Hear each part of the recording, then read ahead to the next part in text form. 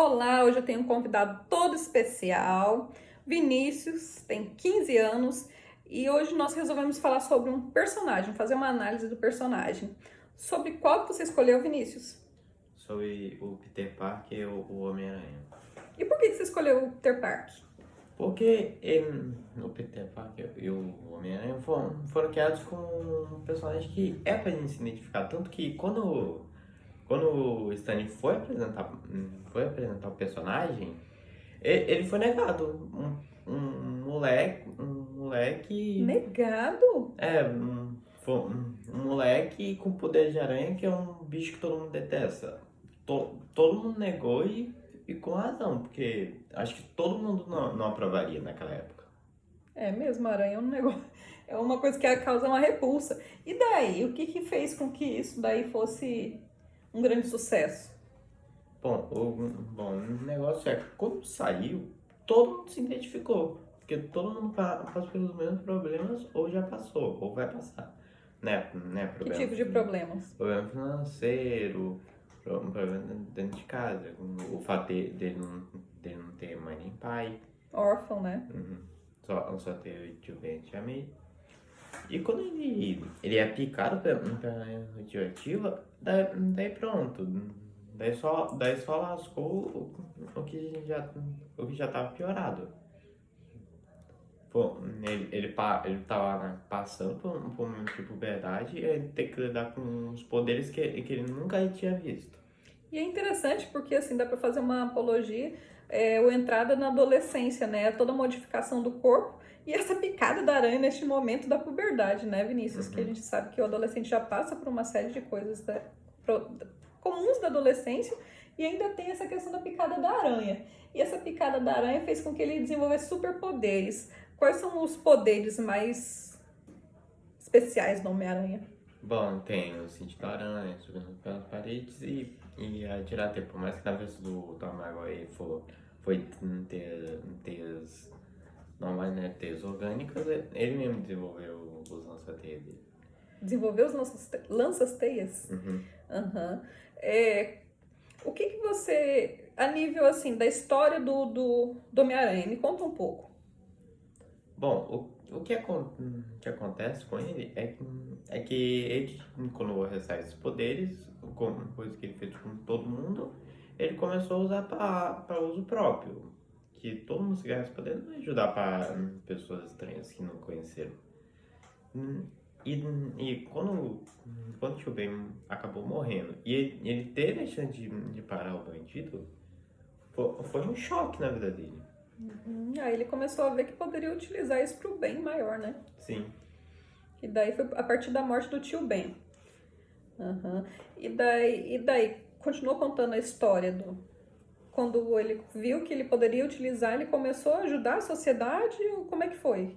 Quando começou, ele começou a usar esses poderes pra ir atrás do cara que tinha feito isso. Tipo, vingança. Sim, não começou a usar por vingança. Ele não chegou a matar, mas deu uma grande porrada. E depois disso, ele fez alguma reflexão em relação a esse processo de vingança? E que é muito parecido, por exemplo, o Batman, né? O Batman também, ele quando ele começa os poderes, ele tem... A motivação principal dele é a vingança, né? Sim. Isso é uma característica dos super-heróis? É uma característica não só do super-herói, como dos seres humanos. Perfeito! Dos vilões, dos seres humanos. Sim. E daí, agora a gente pensando assim, quando foi que ele começou a ver que, além da vingança, né, ter outras motivações?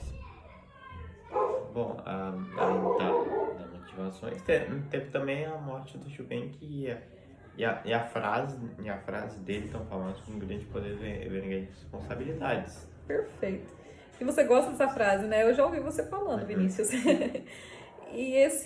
E daí ele começa a ter grandes responsabilidades, né? E quando é que efetivamente ele começa a fazer o combate ao crime? Bom, quando ele começou a agir com o Homem-Aranha, você vê isso tanto nos filmes. Ele estava muito atrasado. Ele tinha que trabalhar como fotógrafo, tinha comédia com Homem-Aranha e tinha comédia como estudante. Era muita coisa, Era né, muita coisa. pra ele dar conta, né? E daí foi quando ele começou nesse processo dele de realmente combater o crime. Teve um momento que teve o incentivo de outros super-heróis, né? O Homem de Ferro principalmente. Sim. Fala um pouquinho pra gente. E aí a gente vê isso também, né? Claro, nos filmes do Tom Holland, que Tom Holland é o outro é o ator, terceiro ator que ele também recebe como de outros heróis. Ele foi lá chamado para a Guerra Civil. Tanto que quando o Homem de Ferro morreu, foi outro choque. Que como ele não tinha visto uma vida paterna, o Homem Tom não tinha um tio Ben. Ele abraçou ele como se fosse uma figura paterna. Quando morreu, né? Daí foi como longe do tio Ben para ele. Entendo. O Homem-Aranha, ele foi encenado por 3 atores diferentes, né? E você percebe quais as semelhanças e diferenças dessa evolução do personagem por 3 atores? Bom, o primeiro ator, que é o Tobey, que muita gente considera ele como o melhor Homem-Aranha. Eu, particularmente, gosto muito, mas é porque remete à minha infância, né? Que foi o primeiro que iniciou a adolescência e infância. Ele pode falar. Que os filmes do Tobey, que a gente pode ver também, que são filmes que tentam, claro, pegar o público infantil, mas também atingem o público adolescente, o público adulto, o público idoso, tudo. Uhum. Por causa que são toda aquela carga pesada que o Homem-Aranha carrega. Da história de vida dele, que é bem Sim. dramática, né? E daí foi do Tobey que teve a questão da perda do tio Ben? Uhum. Foi quando começou com isso, que quando o tio Ben morreu, ele se sentiu culpado, ele ficou magoado com isso. Uhum. E já do segundo ator? O Andrew Garfield. Uhum. E daí qual foi, você acha, o principal drama com esse ator? Bom, a primeira coisa com ele foi claro que né, aconteceu a mesma coisa, o tio Ben acabou morrendo. No caso dele, ele não estava lá, ele recebeu uma ligação que avisou sobre isso. Coisa que eu achei a morte um pouco menos impactante, mas aqui não tô aqui para reclamar. Uhum. E também teve a perda da Gwen, que era a Mary Jane dele. Uhum. A perda da Gwen é um ato muito marcante também, né? Porque o Não só Homem-Aranha, ele o passa Homem-Aranha, por como perdas no cinema. sucessivas, né? Ele é órfão, né? Ele perdeu o tio Ben, depois ele perdeu a Gwen, né? E pra completar, nesse último filme, perdeu quem? A Tia May. É muito triste, assim, essa sucessivas perdas que ele tem, né? E daí, desse personagem, o terceiro ator que encenou o Homem-Aranha. O Tom Holland, que é o que aparece nos filmes da Marvel. E ele, diferente dos outros, não tem um tio Ben. Coisa que já deu uma diferenciada. Uhum. Ele ficou mais restrito à questão da relação com a Tia May, né? Sim, tanto que a gente também pode ver outra coisa, que os filmes tentam mostrar pra gente que meio que o Antônio de Ferro era o tio Ben dele. Entendi. Era o mentor dele, o mestre dele. Uhum. E daí, justamente apagou essa figura do tio Ben pra isso, né? E assim, e como é que ficou? Nessa fase, ele já tá com os poderes mais estabelecidos, né? Desse terceiro ator, né? E ele já tá com mais pra uma vida social, escolar dele, né? Ele já tem a Mary Jane, né? Como é que é o nome daquele amigo dele? O Ned. o Ned, né? Então ele já tem essa questão das preocupações escolares, de conciliar essas atividades escolares dele, né, com a rotina de um super-herói.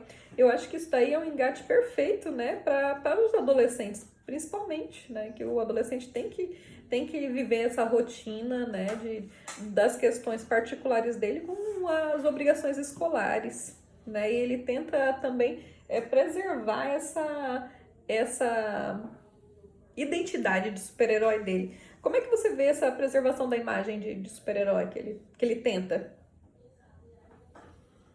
Bom, a, a visão que ele tenta passar e que ele passa é um amigão da vizinhança. O cara que você sempre pode confiar. O cara que quando aparece o assaltante, ele vem pra te salvar.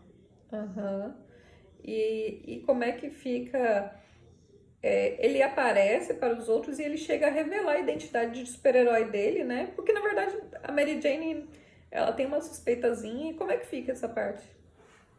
Essa parte foi uma parte meio que de casal dos dois, que eles já estavam ficando próximos. Romântica, né? E ele acabou descobrindo. E quando descobriu, aí ele mesmo falou no filme, no Tom, de que falou quando começou a ficar bom o momento de ação dele como Homem-Aranha, foi quando ela descobriu. Uhum, que daí ele também tem a vontade de protegê-la e o medo de perdê-la, né? Sim. E daí é quando ele se esforça ao máximo, né? De coisa. Agora, o último filme do Homem-Aranha eu achei icônico.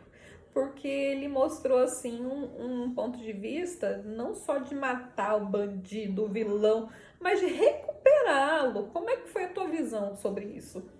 Bom, podemos ver que ele não seguiu o caminho do Tobey, Que era no de Thor. vingança, né? O Tobey, quando ele descobre quem de verdade matou ele, quando ele também estava sob efeito do simbionte, mas ele acabou matando o responsável por isso. Uhum, Tanto que o Tobey, quando segura a prancha, uhum. que o Peter tava quase pra botar o Duende Verde, ele olha pra ele tipo, cara, não vale a pena, não vale a pena. Uhum.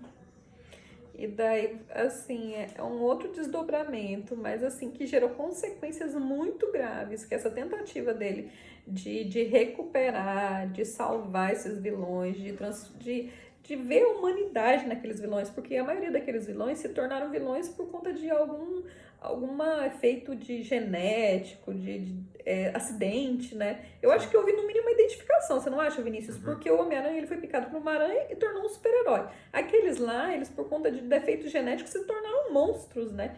Então eu acho que pensando nessa identificação que ele teve e que ele procurou buscar a humanidade daqueles vilões, que em alguns ele encontrou, né? Mas isso causou o quê? A morte da Tia May. Sim. Isso daí eu acho que trouxe uma grande crise, né, pro Tanto que ele Homem-Aranha. fala até pros outros Homem-Aranha. Eu vou enviar ele de volta, eu não tô nem aí se eles morrerem ou não. Eu vou o quê? Ele fala isso pra eles. Ah. Vou tomar água aí com ele. Ele fala pra eles. Pra mim tanto faz se eles morrerem ou não. Eu vou apertar o botão e eles vão voltar. Eles conseguem convencer ele, mas ele tinha acabado de acontecer. Uhum. E você acha que, assim, é possível que no Homem-Aranha, nos próximos filmes, ele volte pra essa coisa mais vingativa? Por conta da perda da Tia May? Eu acho que vai ir pra uma carga bem mais emocional. Aham. Ele lutar com todas as forças. Ele teve não só a perda da Tia May nesse, né? Porque, assim, houve intervenção também do Doutor Estranho nesse último, né? Uhum. E como é que foi essa intervenção do Doutor Estranho? Bom, foi tipo. Peter, não? Peter, se eu fazer todo mundo. Se eu fizer Feitiço, né? isso, se eu fizer o feitiço, todos vão esquecer de você. E que difícil, né? Ele pensar nessa escolha de todos esquecerem de você e sem pensar que não é só a humanidade que ia esquecer dele, mas as pessoas que ele ama, né? Sim. Inclusive. Isso daí tem um impacto muito sério para ele. Qual é a necessidade dos super-heróis de esconderem esse lado heróico dele? Bom, a necessidade, eu acredito que eles devem ter ser vistos como símbolos da paz, né? Alguém inabalável que... Inabalável. Porque se for ver, os entes queridos, a família, a namorada, eles são pontos fracos, digamos assim, porque os vilões vão saber que atingindo aquilo ali, vão conseguir atingir emocionalmente aquele herói, né? Acho que todos os heróis passam por isso, né? Você concorda comigo? Concordo. Cada uma daquelas perdas tanto motivaram para eles lutarem mais, né? Por isso, mas isso daí também tornaram eles humanos, frágeis, né? E a partir do momento que todo mundo esquece ele, isso daí tem uma repercussão emocional para ele, mas sobretudo torna ele sem fragilidades, né? Porque nada mais vai atingi-lo.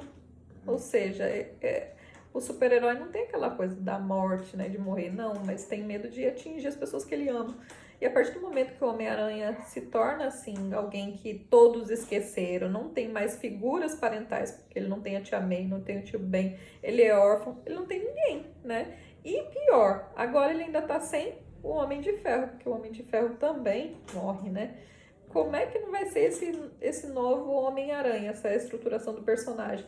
Eu acredito que vai ser uma estruturação de um personagem, entre aspas, inabalável. Agora, a gente tem que ver o que vai mover o Homem-Aranha dali então, né? Porque eu achei um exemplo de amor lindo nesse último filme. Um exemplo de amor, assim, pelo ser humano, de identificar a humanidade naqueles vilões, de correr riscos, de lutar quando ninguém acreditava, né? Então, como é que vai ser nesse próximo? Se você for pensar, quais os piores vilões que o Homem-Aranha enfrentou? Bom, os piores vilões eu acredito que é o Duende Verde, Duende Verde. que é aquele cara lá que tá sempre fazendo uma coisa que você não espera, uma coisa que você fala, não, Não é possível, né? Desumano até pra ele. Entendi. Quando eu acho que é desumano até pra ele, ele vai e faz. Então o Duende Verde você acha que é o maior vilão dessa. Uhum. E como é que você vê agora o Homem-Aranha adentrar o universo Marvel com outros super-heróis? Bom, com os super-heróis eu acredito que vão ajudar, né? Que ele, tecnicamente falando, é um Vingador. Aham. Então eu acredito que esses novos Vingadores podem acabar ajudando. Uhum.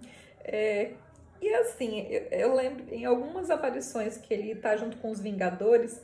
Nossa, é muito diferente assim o fato dele ser um adolescente e os outros serem adultos, Uhum. né? Como é que você vê isso? Eu vejo como uma forma da gente se identificar. Uhum. Isso daí vai em relação ao público, mas assim, desse relacionamento desse mundo adulto com o adolescente, como é que você vê? Bom, eu vejo de uma forma interessante e esperta de botarem. Aham. Uma forma de você se identificar com os personagens, falar, se botar no lugar deles e falar, mano, eu também ia fazer isso no lugar dele. É uma coisa legal demais. Uhum. E é estimulante também, porque filmes de super-heróis não é só para a criança ou adolescente, mas o adulto. Se for ver, os cinemas estavam lotados, adultos vestidos de Homem-Aranha, né? E traz essa identificação mesmo. Por apresentar dramas que qualquer um já passou ou tem o risco de passar, né? Que são relacionados a perdas e a vontade de fazer algo pelo mundo, né? Uma última consideração, Vini. Tem mais alguma coisa que você gostaria de falar sobre esse personagem? Que, pra mim, não só pra mim, como pra todos, é o personagem que mais sofreu.